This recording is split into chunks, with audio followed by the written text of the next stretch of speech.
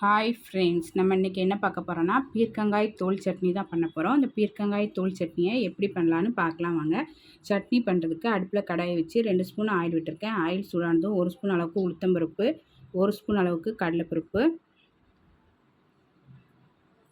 3 வரமிளகா, கொஞ்சமாக கருவேப்பிலை இலை எல்லாம் சேர்த்து நல்லா வறுத்து விட்டுடலாம். நல்லா வறுத்து விட்டாச்சு. இப்போ இது கூட ஒரு பெரிய வெங்காயத்தை நீள்வாக்கில் கட் பண்ணி போட்டு வதக்கி விட்டுடலாம். இப்போ இது கூட 3 பல் பூண்டு சேர்த்து வதக்கிடலாம். இப்போ நல்லா வதக்கியாச்சு. இப்போ இது கூட சின்ன சைஸில் 2 பீர்க்கங்காவை நல்லா கழுவிட்டு தோலை சீவிட்டு அதோட தோலை மட்டும் எடுத்து வச்சுருக்கிறேன். அதை சேர்த்துக்கலாம்.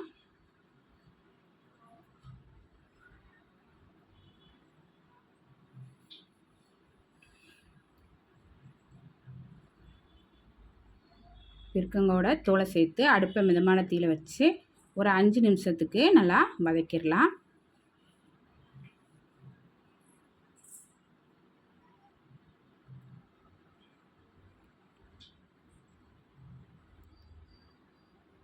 ஒரு 5 நிமிஷம் நல்லா வதக்கியாச்சு. இப்போ இது கூட 2 துண்டு தேங்காவை கட் பண்ணி வச்சுருக்கிறேன், அதை சேர்த்துக்கலாம். கொஞ்சமாக புளி, சட்னிக்கு தேவையான அளவு உப்பு எல்லாம் சேர்த்து ஒரு 2 நிமிஷம் நல்லா வதக்கி விட்டுடலாம். இப்போ அடுப்பை ஆஃப் பண்ணிவிட்டு ஆற வச்சிடலாம். இப்போ ஆற வச்ச இதை மிக்ஸி ஜாரில் மாற்றி வச்சுருக்கிறேன். இப்போ இது கூட கொஞ்சமாக தண்ணி சேர்த்து அரைச்சி எடுத்துக்கலாம். இப்போ சட்னியை அரைச்சி எடுத்து வந்தாச்சு. இப்போ அரைச்ச சட்னியை ஒரு பவுலில் மாற்றி வச்சிடலாம். இப்போ சட்னி தாளிக்கிறதுக்கு அடுப்பில் கடாய் வச்சு 2 ஸ்பூன் ஆயில் விட்டுருக்கேன். ஆயில் சூடானது 1 ஸ்பூன் அளவுக்கு கடுகு சேர்த்துக்கலாம்.